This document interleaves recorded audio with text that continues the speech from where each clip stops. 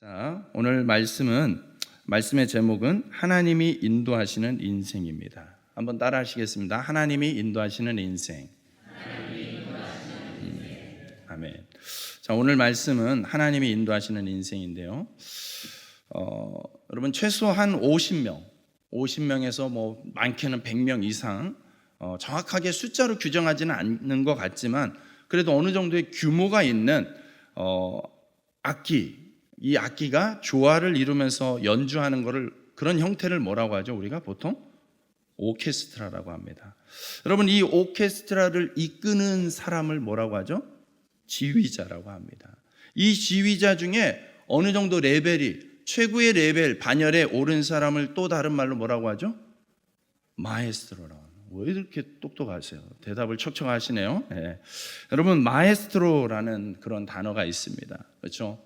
마에스트로가 이렇게 그 동작하는 그 손끝에 의해서 손동작에 의해서 수많은 이 악기 이 연주자들이 거기에 맞춰서 연주를 하고 그것이 아름다운 조화를 이루고 멋진 하모니를 이루면서 멋진 음악이 되는 것을 보면은 참 경이롭죠. 참 감탄스럽습니다. 우리 교회도 훌륭한 지휘자가 있어서 매주 이 찬양이 참 또 은혜스러운 것 같아요.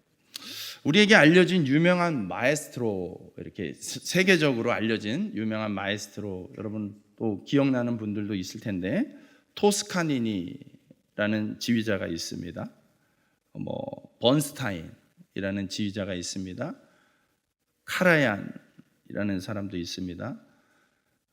그렇게 우리에게는 가깝지는 않은 것 같지만 어쨌든 이 지휘자 중에서는 굉장히 손꼽히는 세계 5대, 세계 3대 지휘자 이렇게 손꼽는 사람이 있습니다. 그 중에 한 사람인 카라얀을 얘기하려고 하는데 카라얀이 베를린 필하모니 오케스트라를 무려 35년 동안 지휘를 했답니다. 저도 자세한 내용은 몰랐는데 찾아보니까 35년 동안 굉장히 오랫동안 지휘를 하고 그는 가장 많은 음반을 낸 지휘자에 들어간다고 합니다. 가장 많은 음반을 낸. 그러니까 굉장히 음악 활동을 성실히 적극적으로 했던 사람이고 그만큼 실력도 아주 월등했던 사람이었던 것 같습니다. 그가 오랫동안 마에스트로, 그냥 평범한 지휘자가 아니에요. 굉장히 거장의 반열에 해당되는 마에스트로로 일할 수 있었던 이유를 그가 이런 식의 표현을 했다고 합니다. 나는 내 손끝에서 멜로디가 피어오를 때 전율을 느낀다. 나는 내 손끝에서 멜로디가 피어오를 때 전율을 느낀다. 이렇게 표현했어요.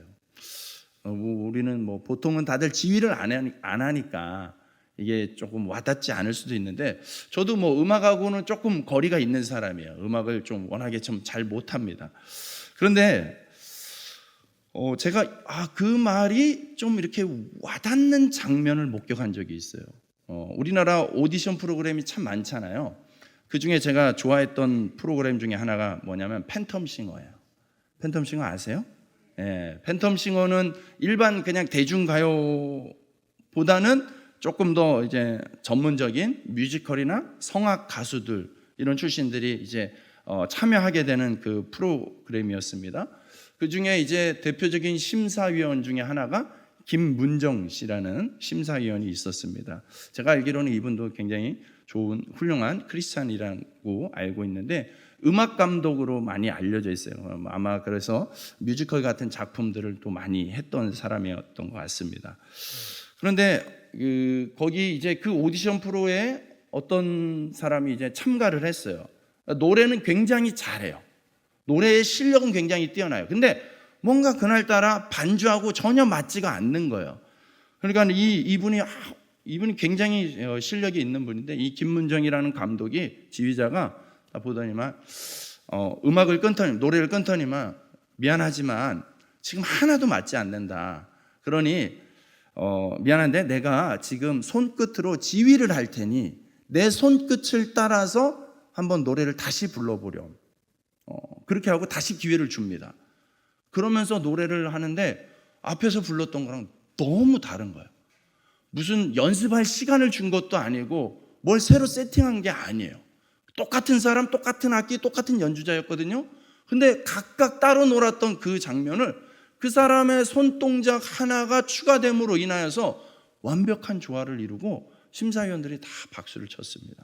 좀 그 장면을 보면서 뭔 차이인지는 잘 몰랐지만은 어쨌든 분명한 차이는 뭐냐면 지휘자 하나가 저 노래하는 사람의 저 노래를 끌어주니까 거기에 따라가니까 노래와 세션이 따로 놀았던 노래와 세션이 완벽한 조화를 이루면서 너무나 아름다운 음악을 할 수 있구나. 그래서 그때 저는 깨달았어요. 지휘자가 그냥 이렇게 폼만 내는 게 아니었구나.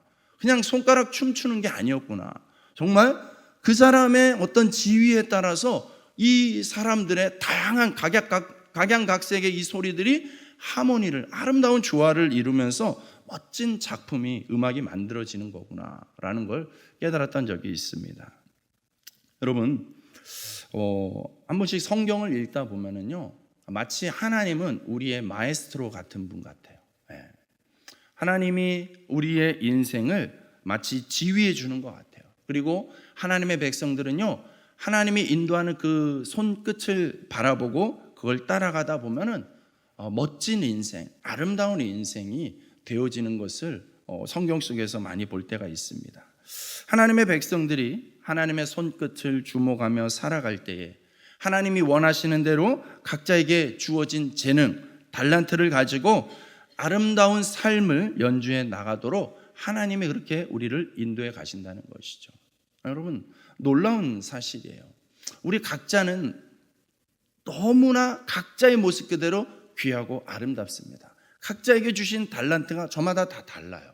그래서 우리는 누구를 비교할 필요가 없는 거예요. 누구랑 비교하면서 상대적으로 우월감을 갖거나 상대적으로 열당감을 갖거나 할 필요가 실은 없습니다. 각자에게 주신 모양이 다르거든요. 근데요, 그것이 하나님의 이 지위를 통해서 연결되어질 때에, 하나님의 지위를 따라갈 때에 아름다운 조화를 이루게 된다는 것이죠.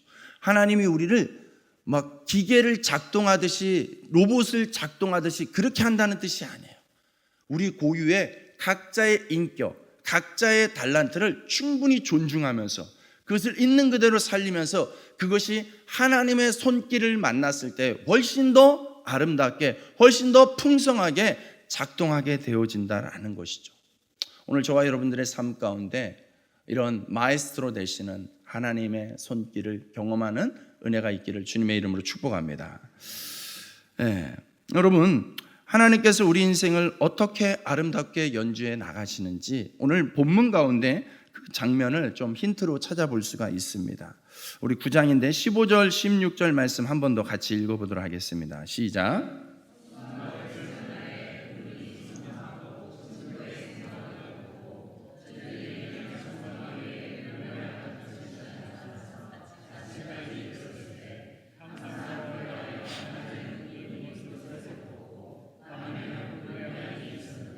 아멘.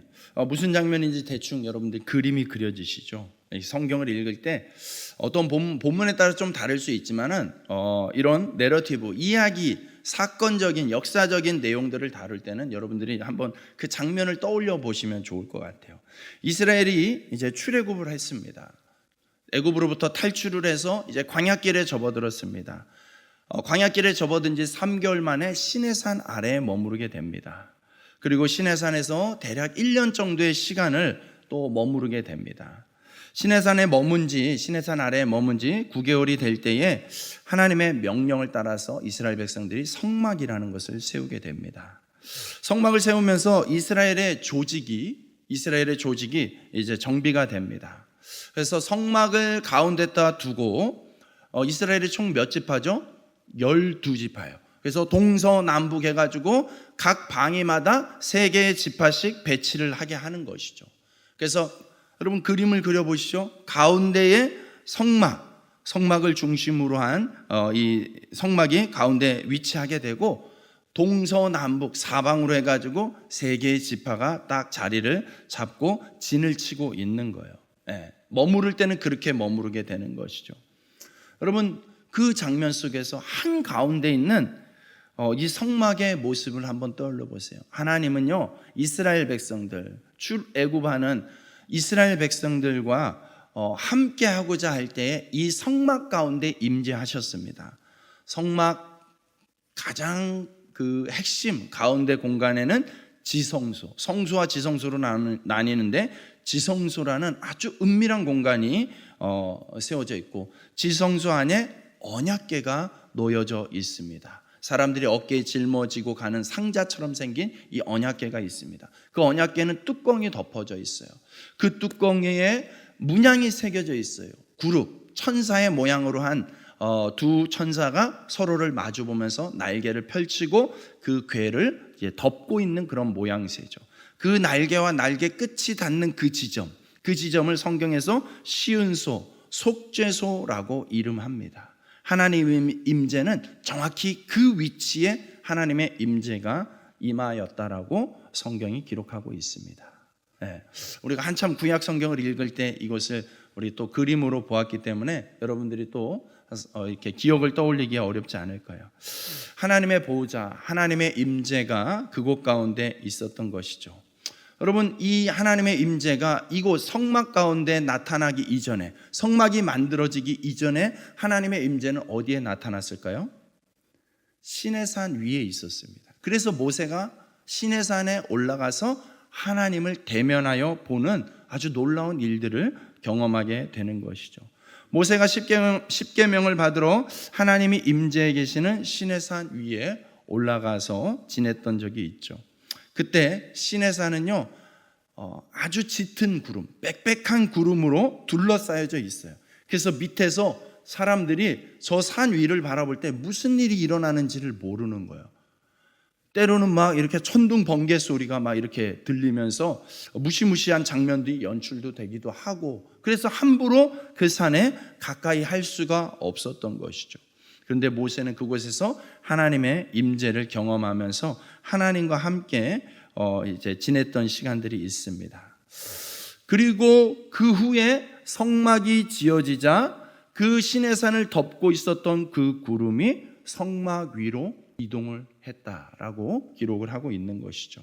여러분, 구름의 이동은 무엇을 의미하는 겁니까?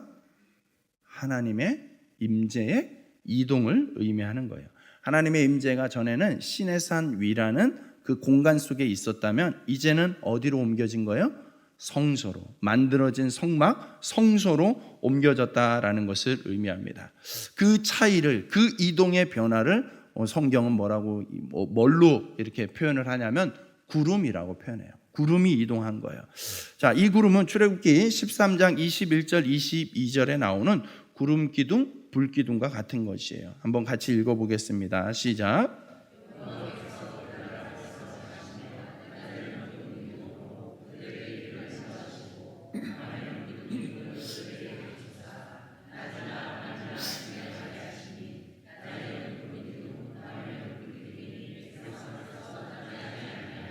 아멘. 여러분, 이 말씀 이렇게 많이 읽었던 말씀, 그죠? 어떤 영화나 책이나 그림이나 해서 많이 보았던 거예요. 예. 여러분, 한번 이 본문 읽으면서 이 장면 생각할 때 궁금하지 않아요? 저 구름 기둥은 뭘까? 저 불 기둥은 뭘까? 예. 저는 구름 기둥은 상상이 돼요.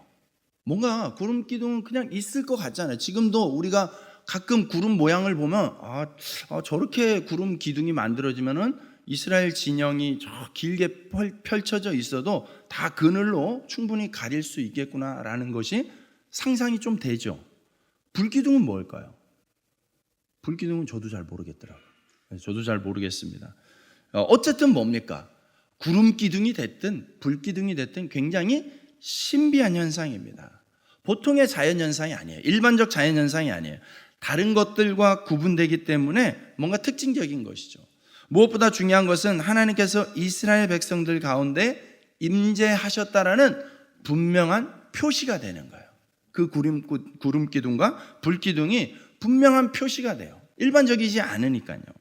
하나님께서 시내산 위에 임재해 계시다가 이스라엘 진 가운데로 옮겨 오신 이유가 뭘까요? 하나님께서 시내산에 있으면 이스라엘에게 뭔가 힘이 못 미쳐서 그렇게 옮겨오신 걸까요?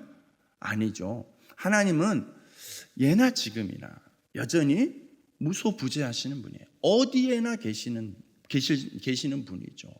그럼에도 불구하고 성경이 이렇게 어떤 하나님이 거하시는, 임재하는 어떤 위치를 특정 짓는 이유는 하나님이 그때는 힘이 약해서, 그때는 그거밖에 안 돼서가 아니라 그것은 지극히 우리를 향한 눈높이적인 표현인 거예요. 우리를 향한 눈높이의 표현인 거예요. 그래서 하나님은 우리에게 그 메시지를 전달하는 거예요. 내가 백성들, 나의 백성들, 너희들 한가운데로 들어가마. 이 의미를 이야기하는 것이에요. 예. 여러분, 왜 이렇게 표현하고 있냐면, 실은 이 모양, 이스라엘 백성들이 애굽에서 진쳤던 모양은요, 실은 애굽 군대가 주로 사용했던 형태인 거예요. 여러분, 애굽하면 당시에 가장 최강의 군대예요. 최강의 군대. 최고의 기술을 가지고 있는 최강의 군대예요. 그렇기 때문에 이집트 군대가 어디 전쟁을 나가거나 했을 때에, 진을 칠 때에 이런 식으로 진을 치는 거예요. 그래서 가장 그 군대의 최고사령관을 가장 가운데다 두고 그 주위로 삥 둘러가지고 일반 병사들이 진을 치게끔 만드는 것이죠. 즉, 이 전체 진의 한 가운데는 가장 높은 장군, 대장이 위치하고 있다는 거예요. 거기서 통치하고 거기서 다스린다라는 뜻이 있는 것이죠. 그 모양을 이스라엘 백성들은 지금 지난 400년 동안 애굽에서 지냈기 때문에 모든 생각하는 거, 모든 말하는 거, 모든 그들이 가지고 있는 익숙한 것들이 다 애굽 스타일일 수밖에 없어요. 그렇기 때문에 애굽식으로 표현해야지 좀 더 와닿는 것이죠. 오늘 하나님은요, 일부러 이스라엘 백성들에게 익숙한 그 모습으로 오신 거예요. 오셔서 그들 가운데, 그 진 가운데 계시는 거예요. 그러면서 한 가운데 자리를 잡고 계셔요. 무슨 뜻이라고요? 내가 너희의 통치자다. 내가 너희의 왕이다. 이 말씀을 전하고 있는 것이죠.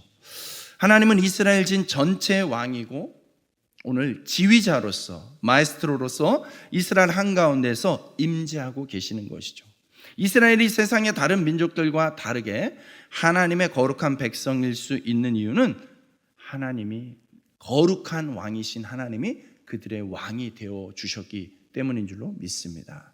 오늘 우리가 의인이라고 불리는 것은, 오늘 우리가 거룩한 하나님 나라의 백성이라고 불리는 것은 우리의 삶이 막 거룩해져서 전혀 거짓말도 안 하고, 전혀 나쁜 짓도 안 하고, 전혀 못된 생각 하나도 안 하고, 누구도 미워하지 않고, 이렇게 해서 우리가 거룩한 백성이라는 자격을, 호칭을 얻은 것이 아니죠.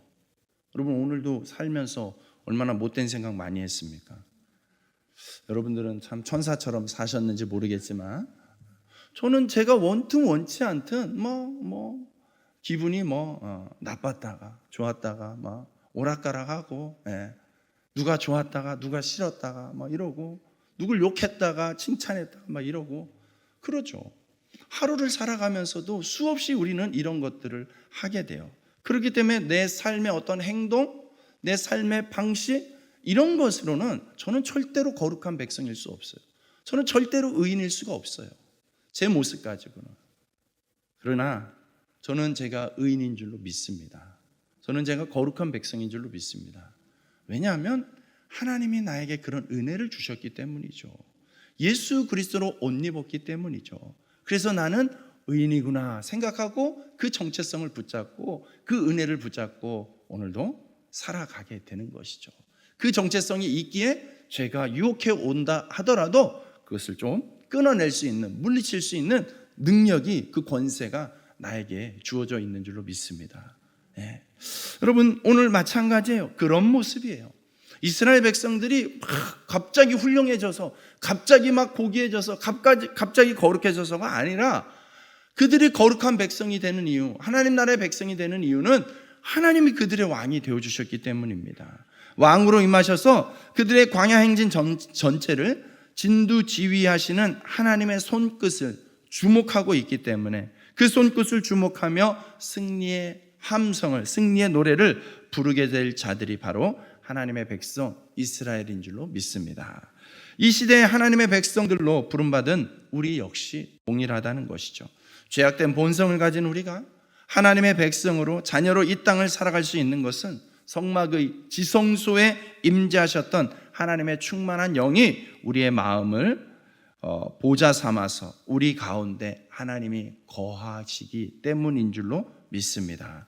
우리 마음을 보좌 삼아서 우리 가운데 거하시는 하나님은 우리 인생의 통치자였어요. 우리 인생의 마에스트로, 지휘자가 되어주시는 줄로 믿습니다. 따라서 우리 인생의 마에스트로이신 하나님의 손끝을 주목하며 놀라운 승리의 노래를 부르는 자로 광야와 같은 이 인생의 행진을 잘 감당해 나갈 수 있기를, 끝까지 감당해 나갈 수 있기를 주님의 이름으로 축복합니다. 여러분, 어찌 보면 교회라는 공동체도 그런 모습이 있습니다. 교회라는 공동체도 광야 가운데 있는 이스라엘 공동체와 크게 다르지 않습니다. 교회라는 공동체도 성령이 다스리시고 역사하시는 하나님의 주권적인 이 통치 아래 모든 교회의 구성원들이 순종하여서 각자 자기 목소리, 자기 생각, 자기 의견이 있지만 하나님의 손끝에 주목하여서 성령의 하나 되게 하심을 따라서 하모니, 조화를 이루면서 함께 승리의 노래를 부르는 곳이 되어야 될 줄로 믿습니다. 우리 구미사랑의 교회 아름다운 연주를 할 준비가 되셨죠?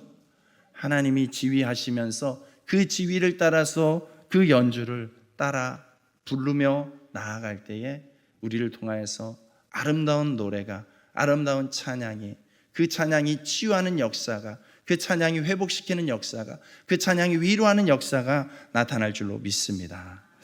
물론 때로는 보면은 지상의 교회들, 이 땅에 세워진 교회들 여전히 불완전한 모습이 있죠.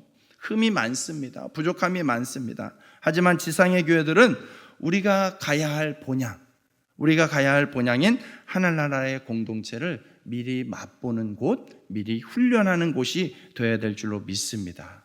그래서 우리 구미사랑의 교회를 통해서 우리 성도들이 하나님의 나라를 같이 맛보고 경험하는 은혜가 있기를 주님의 이름으로 축복합니다. 여러분, 어떤 하나님 나라를 꿈꾸세요? 어떤 하나님 나라를 꿈꾸세요? 여러분이 잘못하면 가차없이 바로 지적하고 바로 혼내고 바로 꾸중하고 이런 하나님의 나라를 원하시나요? 아니면 내가 좀 부족해도, 내가 좀 실수해도, 내가 좀 잘못해도 좀 품어주고 기다려주고 격려해주면서 나를 일으키시고 나를 치유하시고 나를 회복시키시는 그런 하나님의 나라를 꿈꾸시나요? 여러분들이 꿈꾸는 하나님의 나라, 지금 구미사랑의 교회에서 실행되어지고 실현되어지고 경험되어져야 될 줄로 믿습니다. 그것은 우리를 통해서 그 훈련, 그 연습하라고 하나님이 주신 기회인 줄로 믿습니다. 시간적인 기회요, 공간적인 기회요, 또 공동체적인 기회가 되는 줄로 믿습니다. 우리 구미사랑의 교회가 모일 때마다, 또 목장으로 모일 때마다 하나님 나라의 기쁨과 감사를 경험하는 행복한 공동체가 될 수 있기를 주님의 이름으로 축복합니다. 또 오늘 말씀 속에서 우리는 이스라엘이 시내산을 떠나면서 앞으로 어떻게 하나님의 손끝을 주목하며 가나안 땅을 향하여서 행진해 나가는지를 우리는 볼 수가 있습니다. 실은 17절부터 23절 오늘 본문을 보면은 그 장면 하나하나가 그렇게 떠올려지는데요. 일단은 17절에서 19절까지만 한번 읽어보도록 하겠습니다. 자막이 따로 없을까요? 그러면은 그냥 성경을 여러분들이 보시면서 제가 읽어드리도록 하겠습니다.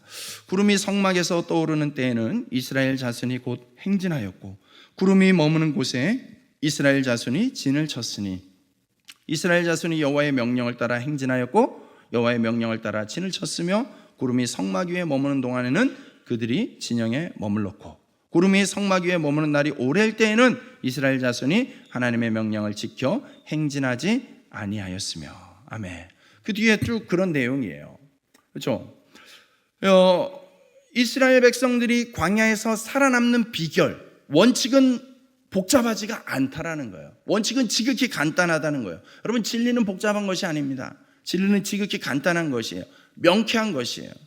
여러분, 이 본문 가운데서, 우리가 읽었던 이 본문 가운데서 나오는 원칙이 무엇입니까? 하나님의 임재를 상징하는 이 구름이 성막 위에 머물러 있는 동안에는 길을 떠나지 않고 그냥 거기 같이 머물러 있으면 되는 거예요.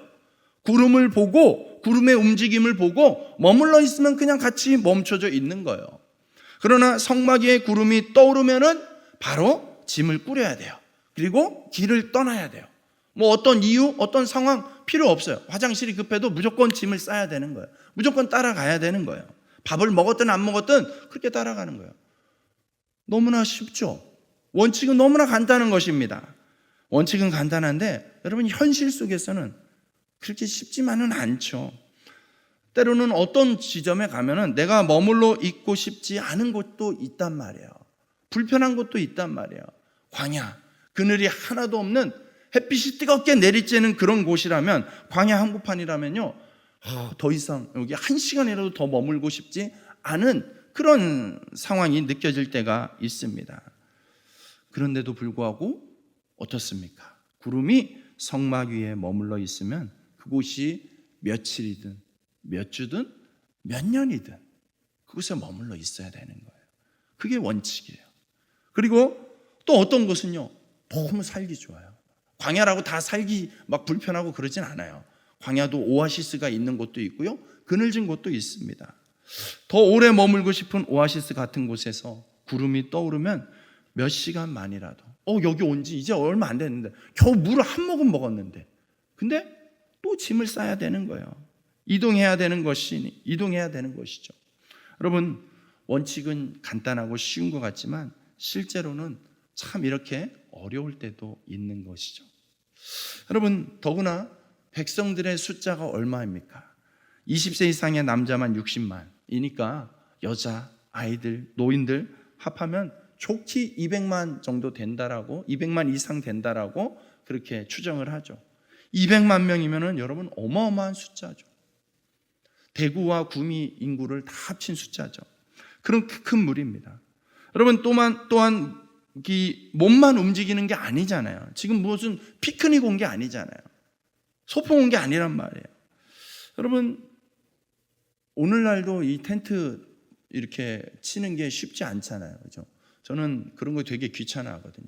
그래서 캠핑이 어느 날 되게 멋있어 보여가지고 텐트를 하나 샀어요. 3초 텐트, 던지면 펴지는 거. 그래서 간단하게 이제 딱 하고 즐기고 딱 빠지면 되지 하고서 3초 텐트 폈는데 앞불사 접는 법을 모르는 거예요, 제가. 그래서 30분을 씨름하고 있으니까는 밖에서 우리 자리 들어오려고 기다리던 분이 너무 답답했는지 제가 도와드릴까요? 하면서 딱 1초 만에 접어주시더라고요. 그걸 30분이나 제가 헤매고 있었습니다. 그래서 저는 그런 게 너무 힘들어요. 여러분, 이렇게 발달한 텐트 문화, 캠핑 문화가 있어도 때로는 그렇게 불편하고 힘든데, 여러분, 이 당시는 오죽했겠습니까? 무슨 3초 텐트가 있겠습니까? 막대기, 무거운 가죽, 그런 것들 다 짊어지고 다녀야 되는 거예요. 온갖 살림을 다 가지고 이동을 해야 되는 거예요. 그러니까는 여간 불편하고 여간 힘든 일이 아니었던 것이죠. 여러분, 오늘날도 이사하는 거 만만치 않잖아요. 모든 살림 가지고 이사하는 거, 여러분, 보통 일이 아닙니다. 이스라엘 백성들은요, 그 생활을 몇십 년 동안 하는 거예요. 몇십 년 동안. 여러분, 아무리 하나님의 사인에 따라서 정해진 기간 없이 이삿짐을 쌓고 풀고를 반복해야 되는 상황이죠. 결코 쉽지 않은 일인 것이죠. 오늘 이 구절들을 통해서 우리는 그럼에도 불구하고 성막 위에 가득한 구름이 이스라엘에 가는 것, 서는 것을 알려주시는 하나님의 사인이 있었다는 것을 분명히 알 수가 있습니다. 오늘 성경은요, 이스라엘 백성들이 하나님의 명령을 따라서 가고 서고를 했다라고 그렇게 기록하고 있어요. 15절부터 23절까지 읽어보면요, 가장 계속해서 반복적으로 표현되고 있는 문장이 뭐냐면 여호와의 명령을 따라, 여호와의 명령을 따라, 여호와의 명령을 따라라는 구절이죠. 무려 8번이나 반복되고 있습니다. 이스라엘 백성들이 광야 생활을 어떻게 했는지, 어떤 원칙을 가지고 했는지를 알 수가 있는 것이죠. 여호와의 명령을 따르면 구름이 떠오르고 머무는 그 구름 사인이 여호와의 명령이라고 해석할 수 있는 것입니다. 그리고 성경은 이스라엘 백성들이 하나님의 명령을 따라서 가는 것, 서는 것을 철저히 순종했다고 강조하고 있습니다. 이렇게 하나님의 말씀에 순종하며 가는 길이 이스라엘 백성들에게 있어서 가장 안전하고 확실한 길이 되는 것이죠. 여러분, 우리는 실은 광야에서 살아본 적은 없습니다. 그래서 광야의 환경이 얼마나 어떤지 좀 실은 제대로 알지 못해요. 그렇지만 상상력을 동원해서 우리가 알 수 있죠. 광야는 결코 사람들이 살 만한 환경은 아닌 거예요. 그렇죠? 얼마나 힘들고 얼마나 불편하고 얼마나 위험한 것이 많이 있는지 모릅니다. 그런 광야라는 길은 사람들의 자신들의 생각과 경험만으로 갈 수 있는 곳이 아니라는 거예요. 더군다나 이스라엘 백성들에게는 지도도 없었습니다. 이스라엘이 소유한 유일한 지도, 방향을 알려주는 유일한 나침반은요, 유일하게도 하나님이셨던 거예요. 하나님. 그러니 하나님께서 구름을 통하여서 인도하시는 대로 길을 가야 했던 것입니다. 그뿐만 아니라 가나안 땅까지 가는 동안에 필요한 물이 있어야 돼요. 양식이 있어야 돼요. 여러분 어떻게 구합니까? 어디서 조달합니까? 대안도 없는 이스라엘. 그렇죠? 그럼에도 불구하고 우리가 그 역사를 알듯이 여러분 이들은 굶어 죽지 않았습니다. 이들은 옷이 헤어지지 않았습니다. 신발이 닳아 없어지지 않았습니다. 놀라운 기적인 것이죠. 하나님의 손끝을 주목하여서 하나님의 인도하심, 돌보심, 공급하심을 바라보고 순종하여 가는 것이 광야를 지날 수 있는, 광야에서 살아남을 수 있는 최고의 최선의 길이었다라는 것을 오늘 이스라엘 백성들을 통해서 보여주고 있는 것이죠.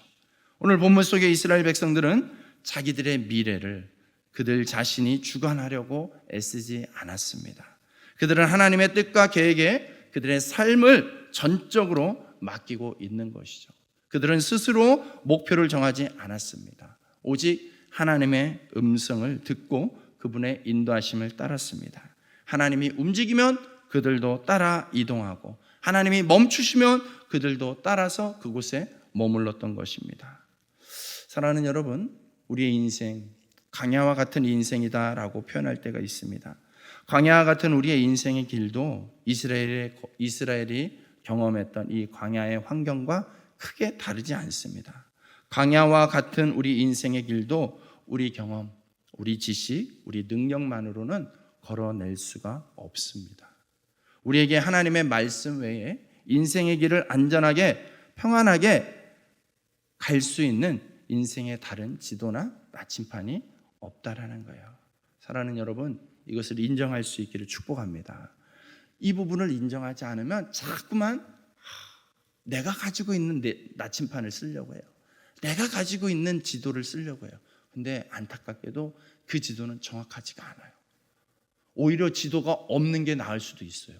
잘못된 지도를 가지고 살면은 영영 그 광야에서 벗어나지를 못해요. 그러다 뺑뺑이 돌다가 죽을 수도 있는 것이죠. 여러분, 우리가 정말 때로는 신앙생활을 잘 감당하는 거, 여러분 누구도 스스로를 약한 존재라고 인정하는 것을 기분 좋아하지 않습니다. 하지만 때로는 신앙을 보면은요, 이 성경을 보면은요, 스스로를 약하다고 인정할 줄 아는 것이 진정한 강함이더라고요. 스스로가 어리석다라는 것을 인정하는 것이 진정한 지혜더라고요. 여러분, 그래서 찬양 가운데 내일 일은 남 몰라요? 하루하루 살아요. 그거예요. 왜 내일에 대한 계획이 꿈이 없어서 그럴까요? 그렇지 않아요. 그럼에도 불구하고 꿈이 있음에도 하고 싶은 것이 있음에도 불구하고 우리는 내일을 장담할 수가 없는 것이죠. 그래서 하루하루를 하나님을 의지하며 하나님의 인도하심을 구하며 그렇게 살아가는 것이 우리의 인생의 여정이 되는 줄로 믿습니다.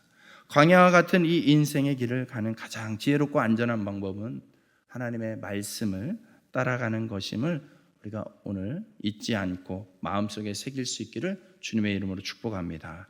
시편 143편 8절에 다윗이 이런 고백을 합니다. 한 번 더 읽어보겠습니다. 시작.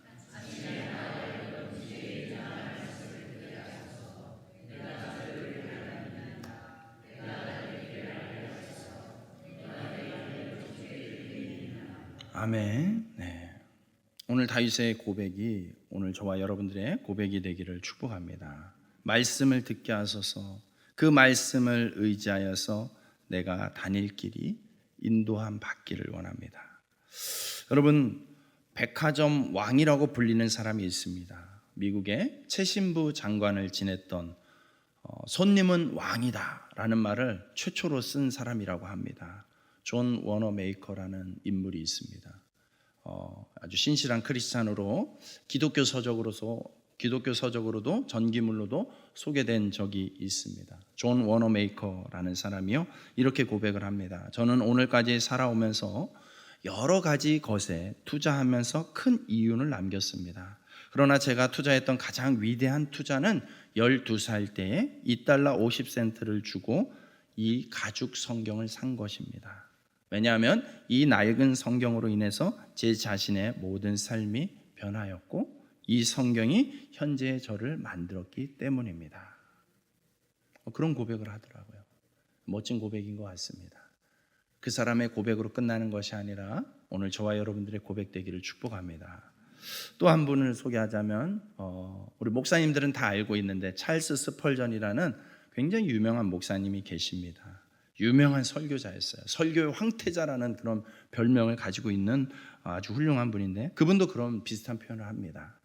가정에서 하나님 말씀을 읽고 말씀대로 따라 살면 그 가정에는 하나님의 천사가 와서 함께 살게 되지만, 성경 말씀을 저버리고 그 말씀에 따라 살지 않으면 천사는 그 가정에 오지 않게 될 것이다. 어떻게 생각하면 우리에게 큰 위로가 될 수 있는 말씀인 것 같아요. 말씀을 가족들이 같이 읽고 그 말씀으로 하루하루를 열어간다면 천사가, 우리를 돕는 천사가 우리 가정에 이렇게 충만한 거죠. 우리를 돕고 우리를 보호하니 얼마나 든든하고 얼마나 평안하겠습니까? 사단이 틈타지 못하는 우리 가정, 생각만 해도 너무나 행복하지 않습니까?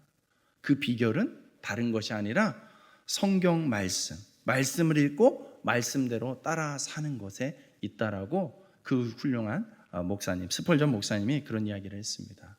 여러분 어떻습니까? 올해 우리는 공동체 성경 읽기를 꾸준히 해오고 있습니다. 날마다 말씀을 읽으며 하나님과 동행하는 삶을 살려고 애쓰는 그런 은혜가 있었습니다. 여러분 잘하고 계시죠? 이제 한 달 조금 더 남았네요. 끝까지 완주할 수 있기를 축복합니다. 연초 같지 않죠? 중간에 좀 쉬고 계신 분들도 계신 것 같고 막 그래요. 쉽지 않습니다.